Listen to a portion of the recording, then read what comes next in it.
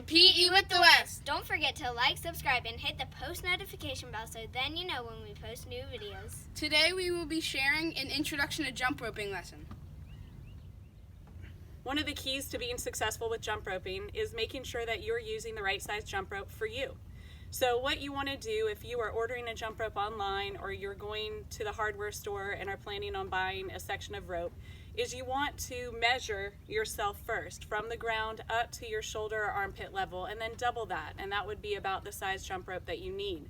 Now if you're a family and multiple people are going to be using the same jump rope, you want to buy the larger size for the tallest person in your family because the smaller people in your family can use that same rope and just make an adjustment to it so that it works for them. So what they're going to do is they are going to make a loop on each side of the rope, or just one if they just need it slightly shorter. And when they step into it, you want to make sure that they don't pull those handles up and shorten the knots because it will make the rope longer than they need. But they can jump rope like this with your rope and it should work just fine for them.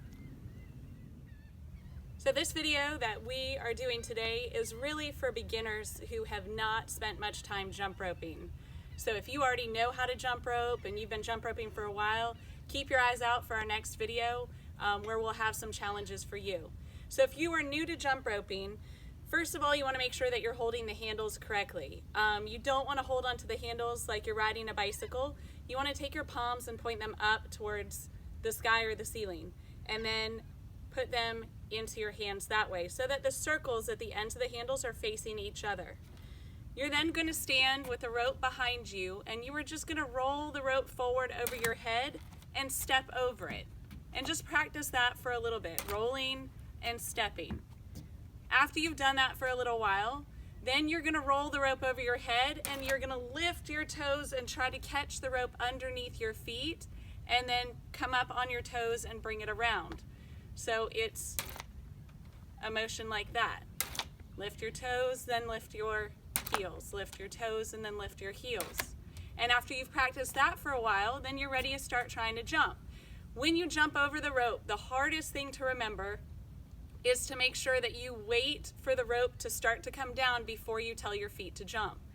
So when I turn the rope, I'm going to be watching the rope coming over my head, and when I see that rope come into my view, that's when I'm going to tell my feet to jump.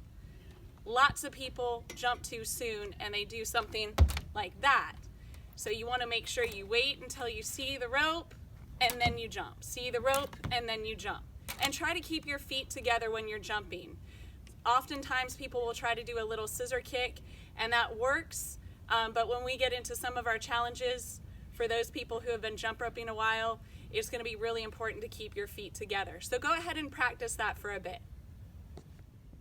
Now that you've practiced jumping for a little while, I have a couple more tips for you in case it's been a bit of a struggle. So one of the things that we tell our students is to make sure that you make a lowercase t with your body when you're jumping. So you want to have your hands out to your sides like this. If you have your hands up here near your ears and you pull the rope forward, you have this tiny little space to try to jump through and it's hard to be successful. But if you keep your arms out to your sides and make that lowercase t and roll the rope forward that way, now you have this nice big space to jump through. Another problem that people have with jump roping is they might only be able to jump 1 or 2 times in a row successfully. Part of that problem might be their balance. So when you're jumping, you want to make sure that your body is upright.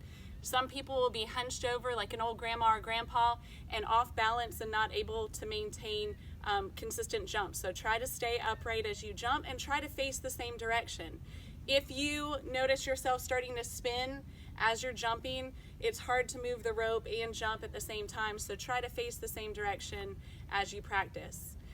Go ahead and use those tips, practice up with your jump roping, and then come back and join us for our next video where we get into some challenges.